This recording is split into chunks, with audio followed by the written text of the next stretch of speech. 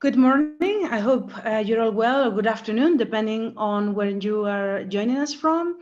I'm here today with two senior experts in how the renewable energy market works in East Africa. We're here to share with you as part of this online session. So before we start, I'd like to ask Bertrand and Bahid to say hi, to introduce themselves, and to tell us where they are joining us from. So Bertrand, please, can Hi. you go on? Yeah. Hi, guys. I'm Bertrand Belben. I work at Infraco Africa. I am based in Nairobi, and I'm in charge of East Africa, Southern Africa, and Southern Central Africa business development for Infraco Africa. I'll talk more about Infraco Africa later on. Thanks. Thank you very much, Bertrand. And also with us today, Bahid. Bahid, can you introduce yourself and tell us where you're joining from? Hello, everyone. It's a pleasure to be with you guys. I'm Vahid Fatuhi, Managing Director for Project Origination at Access Power. We're one of the largest IPPs in Africa with projects in 18 countries across Africa, focused on renewable energy and primarily solar power and wind power. Thank you very much, Bertrand and Bahid. So today you're going to listen from them, and we like to listen from you as well. Where you're joining us from, where are you located at this precise time?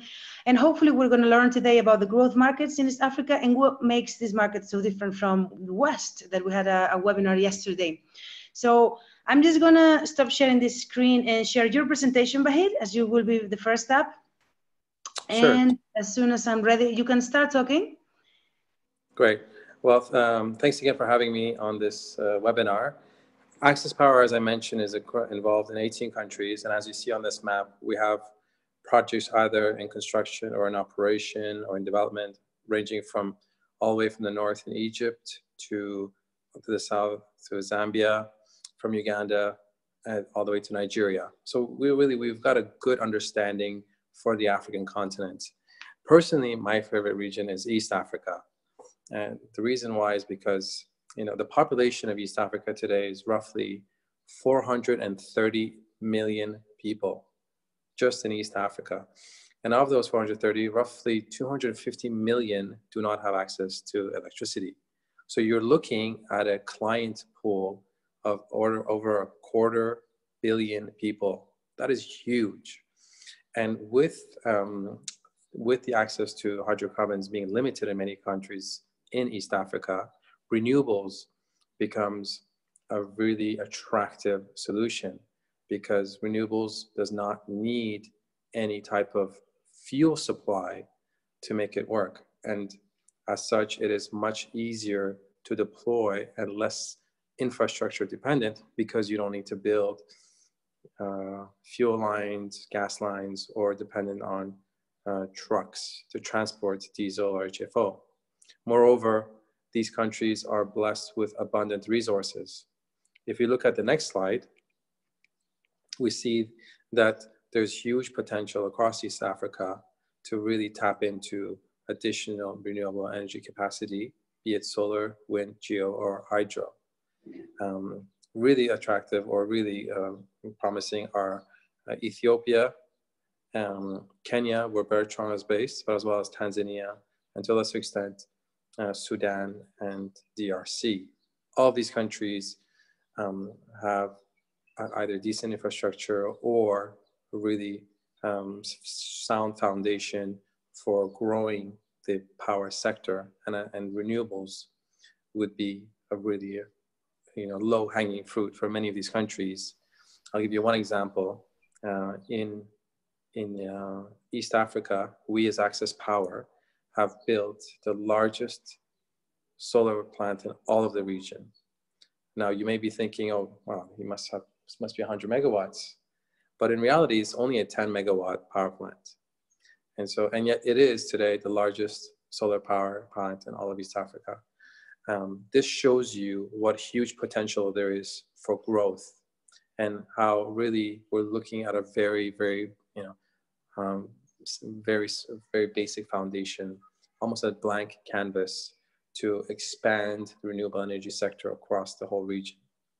And luckily, there are steps that are being taken to that effect. If we see on this slide with the green map, many of these countries across East Africa are taking steps forward to adopt renewable energy. Uganda, for example, is really pushing hard on hydro plants because it is blessed with phenomenal hydropower potential. And there's 2 plants that are actually under construction right now, which would enable the country to almost double its installed capacity. Rwanda, one of the smallest countries in the region, is also pushing on hydro as well as a number of solar power plants. Tanzania as well is working on the long-standing Sindiga wind plant, as well as working on a small procurement program for commercial and industrial sized solar power plants ranging up to 10 megawatts. Kenya as well as Ethiopia are both pushing on the renewables. In fact, just yesterday, Ethiopia announced the shortlist for their scaling solar procurement round, which is very exciting because this follows on the footsteps of the successful 100 megawatt round in Zambia. And now that they have pre-qualified a number of companies, including Access Power, they'll be able to push ahead with their solar procurement in Ethiopia as well. Of course, if we look at the next slide, we see that it's not smooth sailing. It's not a beautiful, easy walk in the park. There are speed bumps ahead, and we as Access, we've managed to travel to each of these countries in East Africa, meet with the senior government officials, and really get firsthand information about the realities. And the truth is, the reason why there's such a nascent renewables industry across these regions is because there's something missing. Just to go down the list, in Sudan, it's wonderful that they finally managed to leave behind some of the sanctions that were really crippling them. But the reality is that the country is still deeply, deeply indebted. TFIs and the banks are still reluctant to lend them money, which really makes it challenging to pursue projects on a project finance scheme. Ethiopia currently is experiencing some political unrest. As I mentioned earlier, the long-term outlook looks very, very promising, particularly on the solar side as well as on the wind side. Kenya is essentially just getting back on its feet, and I'll leave Bertrand to speak more vividly about that since he's currently based there. Malawi, we have to remember the total installed capacity is only 320 megawatts for the whole country. It's really tiny, and installing intermittent power therefore becomes a limiting factor for that country. Tanzania does not have that problem. It has a huge, relatively large network, but the regulatory scheme there is an issue, as it is with Burundi, whereas with Rwanda and Uganda, both of them do have a really sound regulatory regime, but at the same time, they have decent capacity currently satisfying the demand, which means that the appetite for additional capacity is therefore muted in Rwanda and Uganda. But to conclude, I would say that I would not, as an investor, be inhibited by these speed bumps. I think that the outlook for East Africa is very bright. And personally, I encourage everyone to pay closer attention to this market and to play a role in the growth of renewables in East Africa. Thank you. Thank you very much, Bahir. You went straight to the point, I think, in this short presentation, and I think there's going to be a lot of questions for you. So you guys, before we continue, just wanted to let you know that you can send your questions through the Q&A box at the bottom. Okay, I will be reading this to Bahir and Bertrand once they're both done. Bertrand, do you mind sharing your screen whilst I give some further instructions? We are actually recording this session, okay, and we will have the presentations. I can see that some people couldn't see the screen before. You're going to receive the presentations, so don't worry about that. Sorry if you can't, it's a bit strange. Sometimes, depending on your bandwidth, those things may happen. Bertrand, are you ready? Make sure you unmute your microphone. Okay, perfect. Mic unmuted and presentation up. Good. We can see it perfectly. Off you go. Very good. Thanks.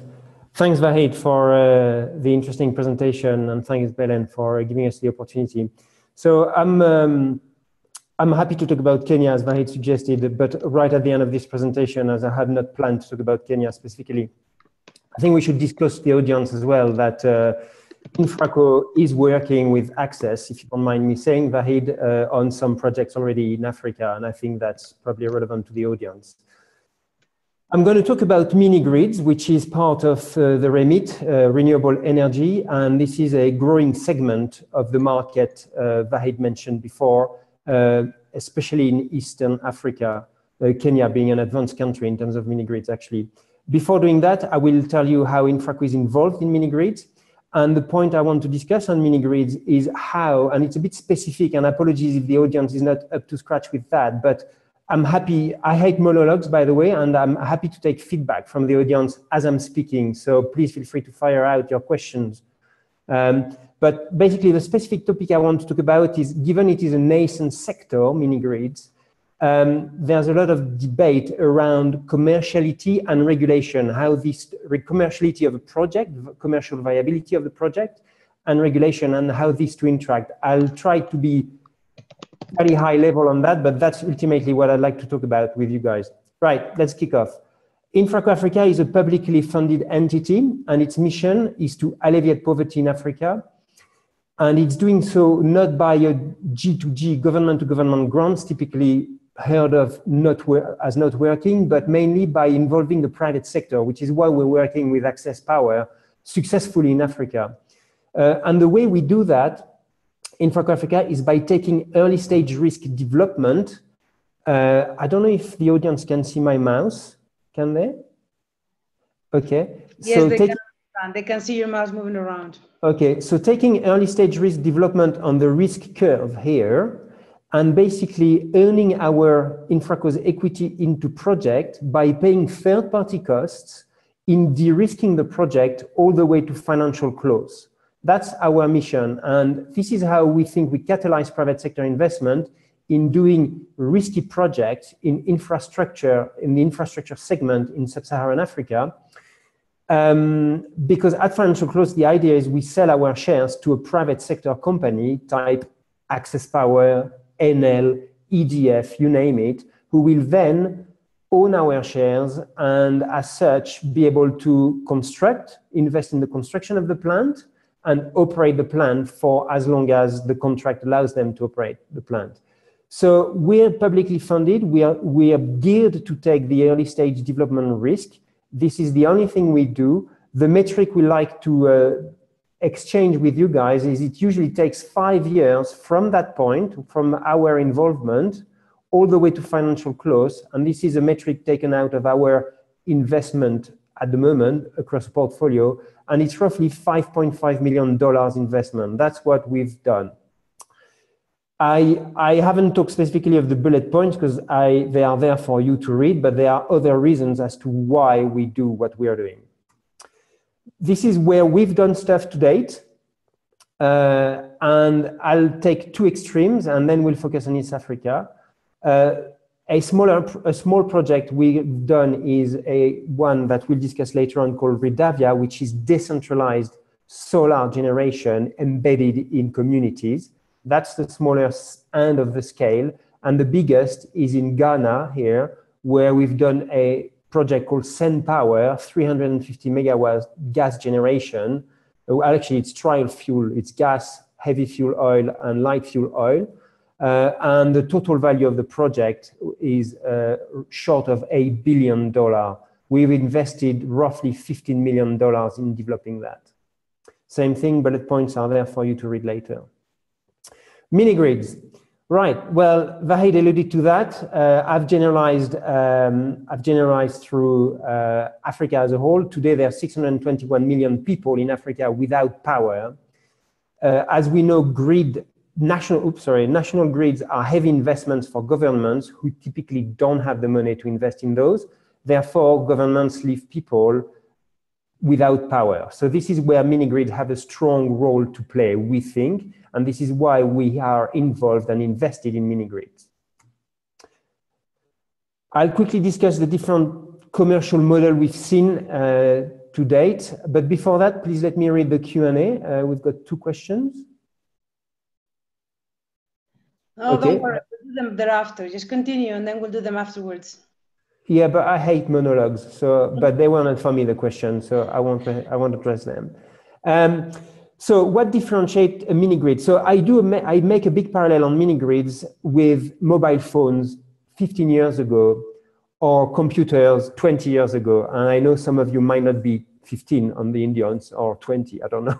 So you may not relate to that. But the idea is you have multiple models, multiple technologies, and no consolidation phase. And at some stage, it's highly likely that mini grids will do like phones, where you only have 3 winners, you know, Apple, Android, and Microsoft systems. Well, mini grids, it's the same. You have lots of models at the moment, and we as Infraco are exploring that. So what differentiates a model? Well, the tariff structure. You have prepaid, you have postpaid, you have pay-as-you-go, you have flat fee tariff. There's a lot of models out there. I mean, I'm not going to go through every bullet point, but I'm sure it's not hard for you to imagine the type of models there are. There's the ownership, which is very important. Is it owned by a private investor, or is the ownership embedded in the local community? The size changes a lot, and we all know size matters. And the key success for distributed mini grids are basically to be innovative and make sure they are commercially viable over the long term. We know today this is a challenge, and this is why Infraco is invested in these projects to prove that they do work with a bit of help from Infraco, but ultimately we want to make them successful without the help of Infraco. So I've already talked about the prepayment, controlling CapEx and OpEx, you know, relative to revenue is key for the commercial viability of this project. And the difficulty, one of the challenges is you don't get scale of economy of scale, because they tend to be on the smaller end, because as we all know, communities don't consume as much as a big Unilever of the world or whoever that is. So that's a challenge. And here are 2 examples. There's RV Sol, who have bolted on a water aspect to the generation, which is great. They purify water, and that's one model. Another one, which is PowerGen, which is pure power. It's a technology that's solar-based, solar and battery-based, and allows the communities to charge their mobile phone, listen to the radio, and have their lanterns recharged as well, for example. Moving on. Oh, my slides aren't moving. Okay, yes, they are moving. As I said, I want to be a bit of a nerd and talk about regulation and commercial viability or commerciability. Because this is important to investors, and we need to attract you in the country, just like Access Power have come to these countries, these places. I'm going to take 2 extremes. Kenya and Ghana, 2 extremes in terms of regulation, I mean spectrum. Kenya and Ghana have a type of regulation, which is called universal tariff. Anybody who consumes power will pay the same rate across the country. That's one example. Tanzania and Nigeria have a different type of regulation, whereby as long as you're under 100 kilowatt peak of installed capacity, the investors can set the tariff to render its investment commercially viable. That's another type of regulation we've come across. And I'm sure you start feeling how regulation and commercial viability tie in together. The last one is, another extreme is Zambia, where there's actually no regulation for mini grid. It's being developed as we speak with a pioneer project of ours, where we've managed to get the first combined regulation license, effectively helping them divide a regulatory framework. The defaulting regulatory framework in Zambia is for big IPPs like Access Power, who install hundreds of megawatts. And the timing these take are simply detrimental to being able to deploy mini grids in Zambia. So that's why we are involved in that, and we drive with the help of DFIs, essentially. We help to enabling the talks with the governments and with the regulatory bodies in each of these countries. If I try to summarize what I've just said, you have the broad regulatory categories in the x-axis, And you have three categories, less than 100 kilowatts, between 100 kilowatts and 1 megawatt, and more than 1 megawatt. The tariff is cost reflective for the smaller size. That's the case in Tanzania, where you can invoice what you want as an investor, as long as your capacity is not too big. Same thing for 100 to 1 megawatt. Above 1 megawatt, typically it's imposed through a form of feed-in tariff by the regulator or the government. The regulation is set by the investor in the first category.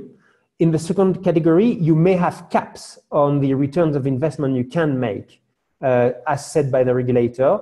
And likewise, in the third category, you definitely have maximum you can make given your tariff is capped. There's a lot of licensing requirements for the third category, more than 1 megawatt. And as you go smaller, there are less licensing requirements to be able to deploy your kit and generate power and distribute it. There's a big question mark, which is a big risk too, which is how these mini grids are going to interact with the national grids as they get deployed. Well, when you're in the first category, typically nothing is guaranteed. In the second category, it can be guaranteed. In the third category, it's likely to be guaranteed. And what does that mean? That means in the first category, your investment is at your own risk, which is why typically they let you flex on the tariff. You just don't know whether your grid will be absorbed by the national grid one day and how the national grid will indemnify you for your initial investment. In the second category, we think it should be guaranteed. In the third one, it's likely that it will be absorbed, and there are already indemnifying mechanisms put in place by the host government to basically get your return or investment after the investment. I like that quote. People want electricity more than they want low tariff, and we've experienced that ourselves. People are willing to pay high in the mini grid space to displace kerosene, for example, or paraffin, which are bad for the health. And with power, you do more than lightning. You can have productive use of power. And conversely, governments want low tariff more than they want people to have power. Yes, they want to score points politically, and the way they do that is by saying their power tariff are low, but they don't care whether people get power or not. So I think it's a good bubble to meditate on. Now I'm going to talk about the couple of investments Infraco has done. There's one called Kalangala Infrastructure Services. Sorry, Belen, you're making signs to me. Am I too long? No? Okay, good. Kalangala Infrastructure Services, where it's a combined utility which involves something I haven't talked about Infraco. Infraco is about power, transport, and water. This utility is covering these three pillars, and specifically now diving back on power, this is a 1.6 megawatt combination of solar diesel installed, and the point is it is a fully regulated mini grid, and we are bound to go with a national tariff. So it's pretty much a top-down / universal tariff approach. If you want to hear about what we do in transport, we have commissioned 2 ferries that take people from the island this utility is on, to the main shore, and we also have a small clean water plant, effectively distributing clean water to the people in the villages on that island. We've also built a 66-kilometer road. But back to the power side of the story, this was a quite innovative project because it's in Uganda, on Lake Victoria, on the Bugala Island. And it's one of the first, it is small, as I say, one of the first island grid, 1.6 megawatt, combining batteries and solar power and diesel. So the control box sitting between all these was key, as you can imagine. Also, we have to bear in mind the time at which we made the investment. That was a long time ago in 2010, when power or solar power was still very expensive, and let alone battery prices. And all these have come down, and the result is we see more developers coming to Africa to deploy these. The other one I've mentioned is Redavia. It's in Tanzania. It's a 100 kilowatt containerized PV battery solution that is deployed to mini grids / villages / communities, but also to big industrial companies such as this mine there called Shanta Gold Mine, where we've deployed 8 containers to date. This is regulated as well in terms of regulation, but the regulatory requirements are such that you can set your own tariff as long as your containers are no more than 100 kilowatts. So if you like, the country controls what's being deployed through the installed capacity as opposed to the tariff. And we are pretty successful with those. If you take the mine, for example, we displace diesel, which landed cost is probably $0.45 per kilowatt hour equivalent. And here we are selling at somewhere between 12 to 20 cents per kilowatt hour. So it's quite a successful enterprise. And we are looking at Ghana at the moment, and probably will be entering other countries as we carry on deploying the Redavia containers in Tanzania, probably in Kenya too. A new one, which is quite interesting for us, where we only have one pilot. This is in Zambia, the country where there is no regulation, and we are pioneering, as it is stated here on the regulation front. Right? The company is called Standard Microgrid, and we like them. They are a lot smaller than Redavia or Kalangala Infrastructure Services. They are also solar and battery based in terms of generation, but they've developed an IP between basically the consumer base, your mini grid of takers, and the generation, which allows demand equals supply at any point in time. And this is done through modulating tariff.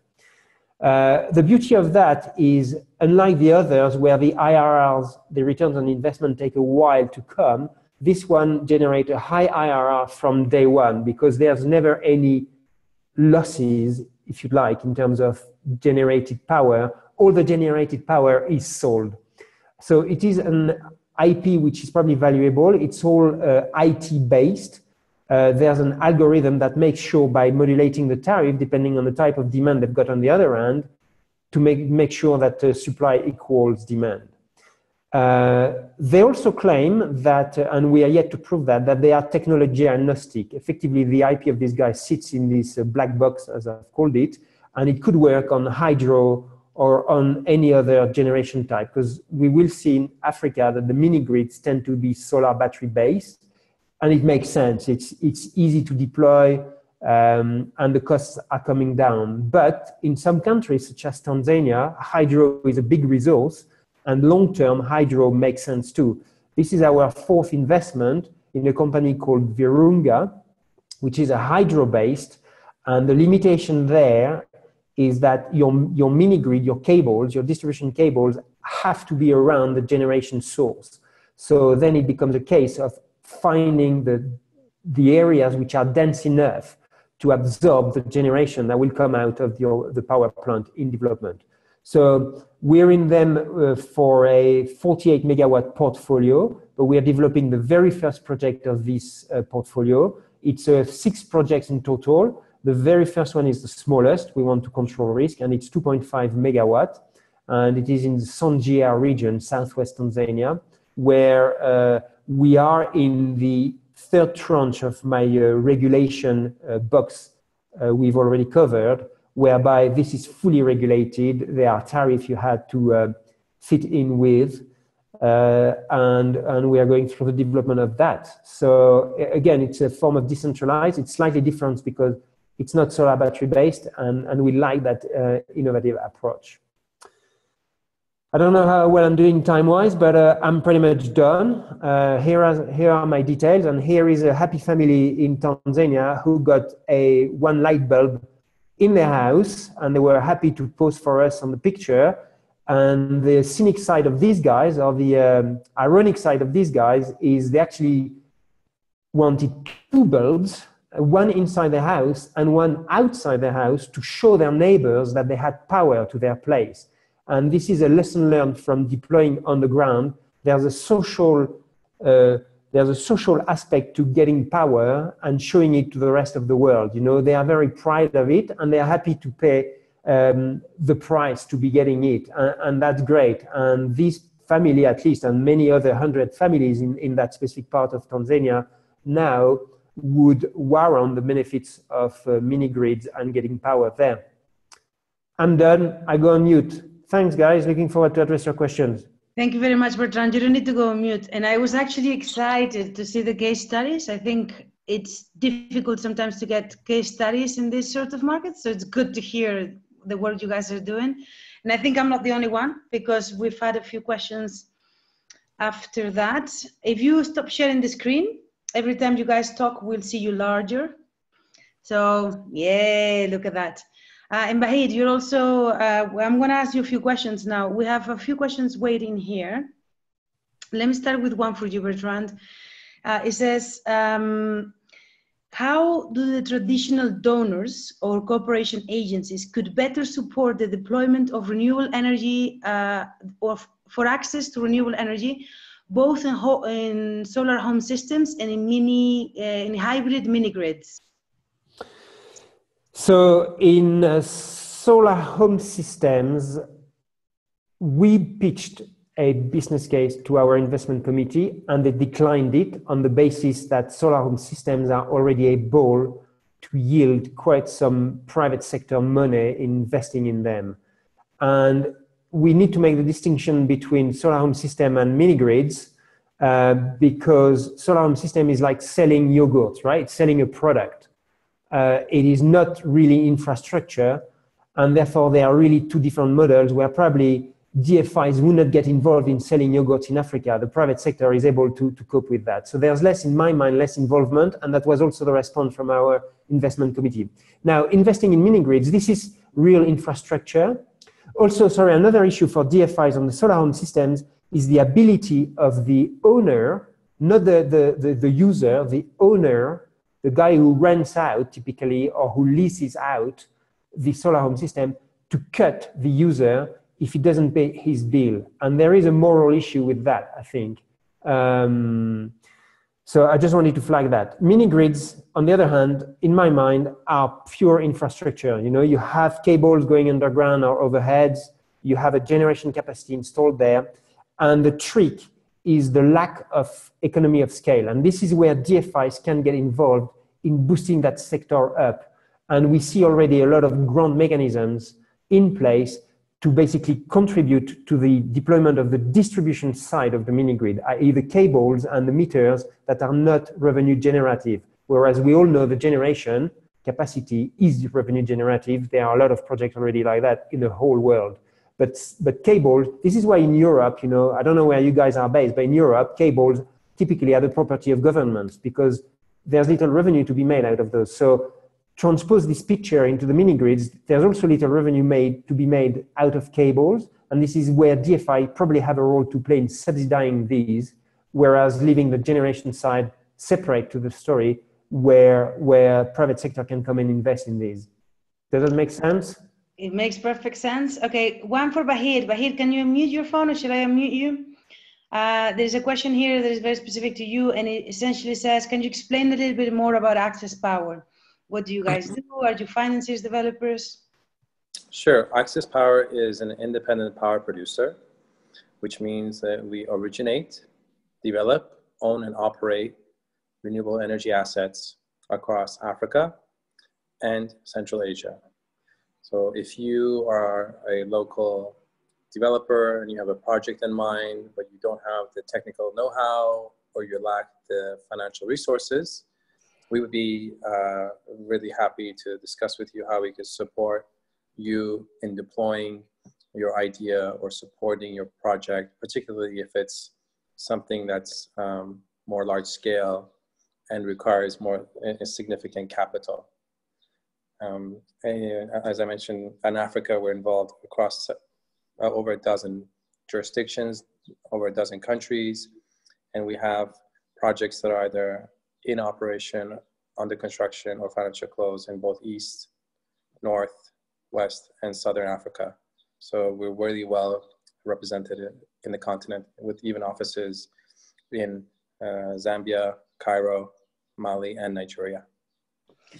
Thank you very much, Bahid. So on those bases, can I ask you a question of my own, which is, yesterday we had a webinar about West Africa, and you know, I'd like to understand, even though, you know, we've attended this both, what in your eyes, and particularly Bahid, you said you've worked, you know, on both sides. So what's the difference between the West and the East African markets, and which is more interesting in your opinion? Even though this is a little bit of a political question, I get that. Sure. Can I make a comment, Vahid, before you respond? I think you've undersold the ACF as well there, and I think you should talk about it, if I may. Sure. All right. So, yes. Well, indeed, I was hinting at the Access Co-Development Facility, which really is a platform for entrepreneurs and local developers to step forward and say, hey, I want to have a project, let's partner. And it provides local entrepreneurs with a platform to reach out, potentially work with Access and developing that project. But of course, there's hundreds and hundreds of projects. So the platform is essentially a competition. So you will then be pinned against other projects across the continent. And this year, indeed, across both Africa and Asia, we will pick out the top 5. And then those 5 will then be invited to Mauritius to compete in a live audience, particularly possibly with Bertrand in attendance, and to compete for a prize of $7 million in development funding. That platform will be launched on Monday, next Monday. So I encourage everyone on this call to check our website, access-power.com, and to get the information pertaining to the application and the project documents. So that's for the ACF. As Bertrand, thank you for bringing it. But thank you. Thank you. So, okay, guys, some entrepreneurs out there, compete, get your funding from Vahid, his website, accesspower.com. And now, what about East and West Africa? Yeah, I mean, if I had to say it, crudely, it's like asking me, Vahid, do you like blondes or brunettes?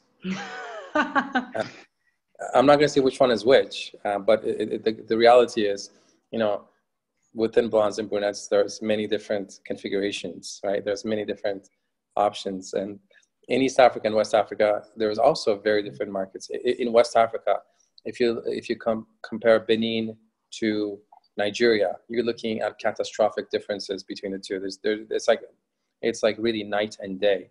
In East Africa as well, if you look at Burundi compared to Kenya, or Burundi compared to Ethiopia, again, they're very, very different markets. Broadly speaking, though, what I would say is that in East Africa, the regulatory regime is more established, and therefore East Africa provides a better platform in order for you to bring forward your projects, particularly involving long-term independent power producers.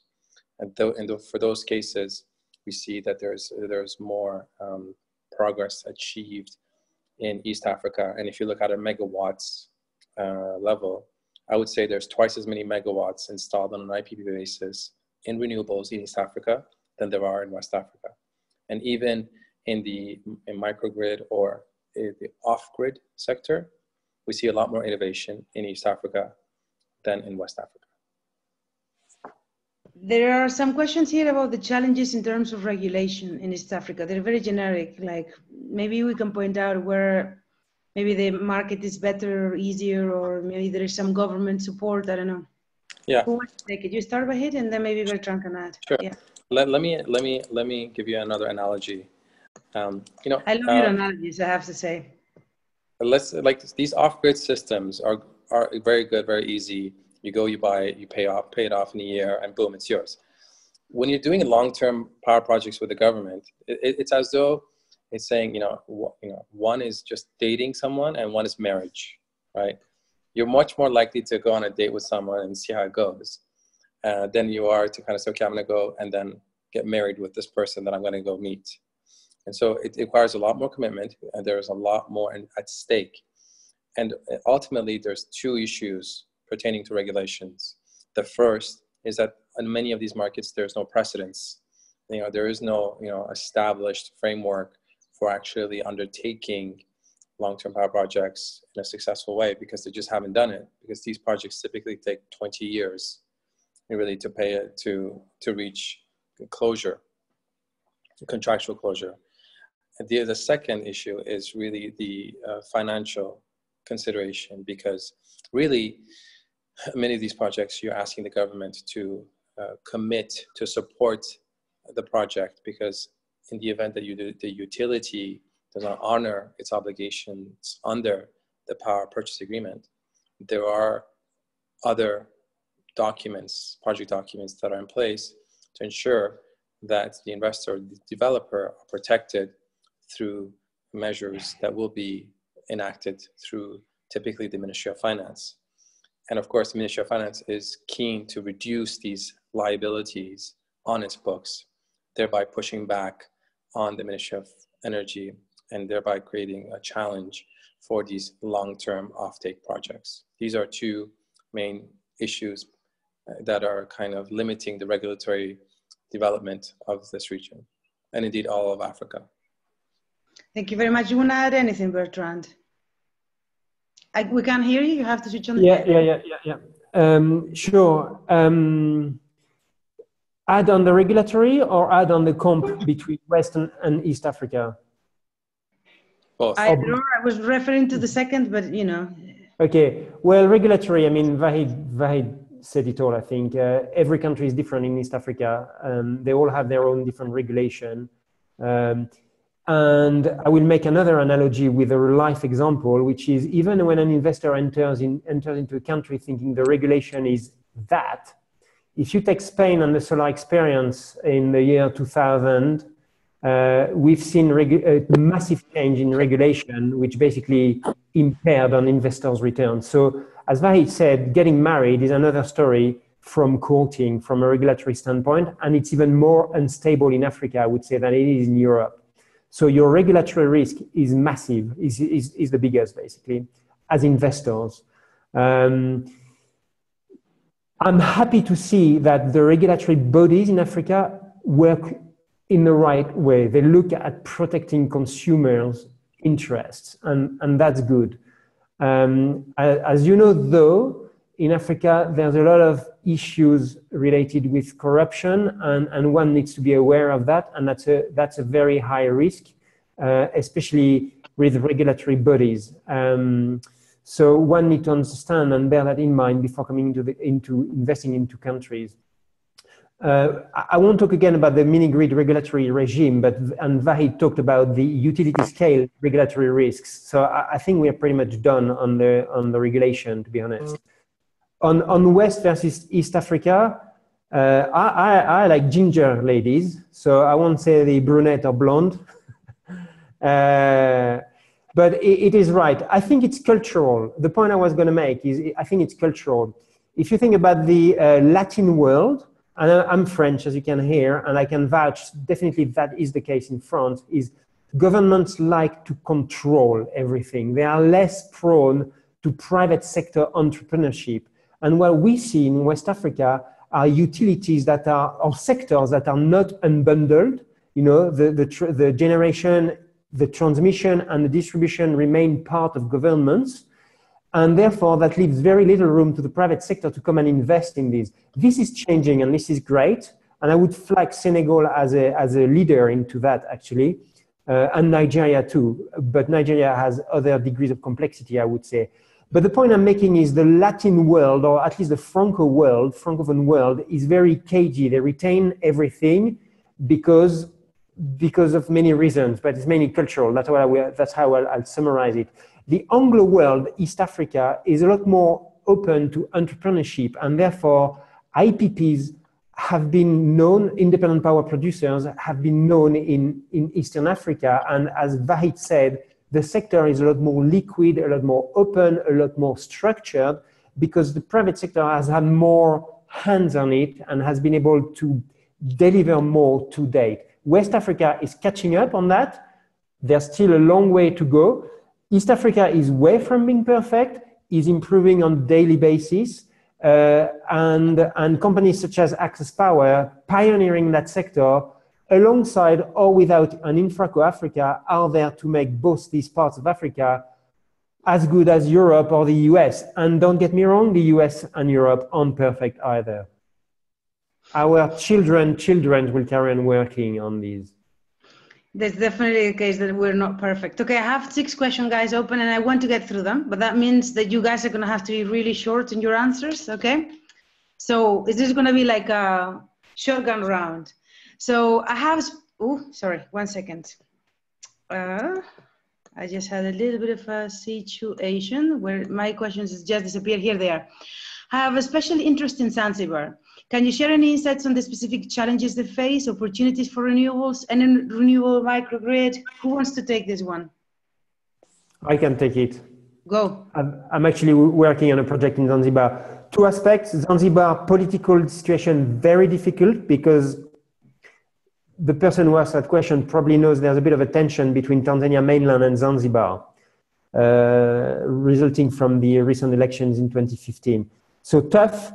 There's also a cable undersea between TANESCO, the utility on mainland, and ZECO, the utility in Zanzibar. So there's dependencies, there's relationship, there's marriage, you know, to take Vahid's metaphor earlier on. As we know, marriage have their ups, but they also have their down. I think we're in down phase at the moment. Potential, massive. Zanzibar is big for tourism, lots of hotels, lots of power consumption. Very happy to take renewables. Solar is big, irradiance is good. Wind is also very good there. So the potential is there, including villages on the island for mini grids. We're working on one project. I suggest if you guys have projects you want to discuss, drop us a line after this call. I'll shut up here. Thank you very much. Anyone that wants to talk to either Bertrand or Vahid, just let us know. We can put you in touch. Okay, next, shotgun. Hello, what's the preferred solution between individual solar home systems or centralized larger solar plants installed in communities in East Africa? So is there a preferred solution? How does it work essentially? Who wants to take that? Vahid, maybe? No, I'll refer to Bertrand since he has more experience with this. Right, Bertrand? So two different products. As I said, solar home system, you buy a yogurt, you like it or you don't like it. If you don't like it, there's nobody to help you like it. Mini grids or grid-tied power, you have an interlocutor that is the utility. They manage the grid for you, they manage and solve the problems if there are problems. So there are two different philosophies behind those. Our experience before investing in mini grids, we run surveys and we saw people with a solar panel on their roof in villages in the middle of Tanzania, and the solar panel had become a flower pot. Basically, it stopped working. The guys didn't know how to resolve the issue, and they just put flowers on top of it to make their house look better. So it's personally, and I think this is the conviction of Infraco, mini grids make more sense because it's infrastructure and you have someone to talk to, and tariffs are probably lower as well because there is some synergy in scale of economy than solar home systems. Okay, I'm going to keep going because these are, I think, mostly for you, although, you know, Vahid, just put up your hand if you want to answer any of those. There are three from Nabil about the same thing, which is the cost and technology, the best technology for PV and storage solutions in East Africa. So what's the cost and what is the best technology in terms of O&M, in terms of reliability? I'm not an engineer, so it's hard for me to respond. Cost is coming down on all technologies, including batteries. They are still high, I think. I don't know what the question is meant to be asking, whether we're making a distinction between polycrystalline, monocrystalline, thin film, I'm not sure, or the different types of batteries, I'm not sure. All solutions are good. They need to have a proper O&M contract coming with them. That's all I will flag to make sure that they last their economical life as they are meant to be lasting their economical life. But yeah, the key as well is to have the right technology in the right place. So in some instances, some thin film may make sense where polycrystalline won't make sense. This needs to be assessed by professionals. Okay. I'll stop there. So cost is coming down. You use a technical advisor for each of those, right? Yeah. Okay. Yeah. That's what we're getting at. And someone here says, can you see, or what are the pros and cons using auctions for renewable energy tendering in East Africa? Maybe Vahid is good to take this one, no? So Vahid, Sure. auctions, are they good or bad, or what are the pros and cons? Well, it depends. I think auctions are good if they are professionally conducted, and if they're done in a way where all the supporting documents are there in the first place. Sometimes we see governments say, we're going to do an auction, but then the supporting documents, be it the PPA or GSA or IA, are not ripe enough, and therefore, even post-auction, there's 16, 18, 24-month delays before the projects are actually reach financial close. So I would say that auctions are good, but you have to look, beneath the curtains to see exactly if all the documents are ready for the project to actually move forward. Thank you very much. And the last question says, for Tanzania, it seems the President Magufuli administration is encouraging EPC plus finance model for large-scale power projects, keeping the project's ownership to TANESCO. I'm sorry, I don't know about these names. I don't work before in Tanzania. So from my experience, is it the same picture for mini-grids in Tanzania? Can IPPs involve the current Tanzanian electricity markets? So this is a very good question. Yeah. So yes, they may be preferring EPC tenders. The big question mark is TANESCO are known for having no money. How will they run the tender well, as Vahid alluded before?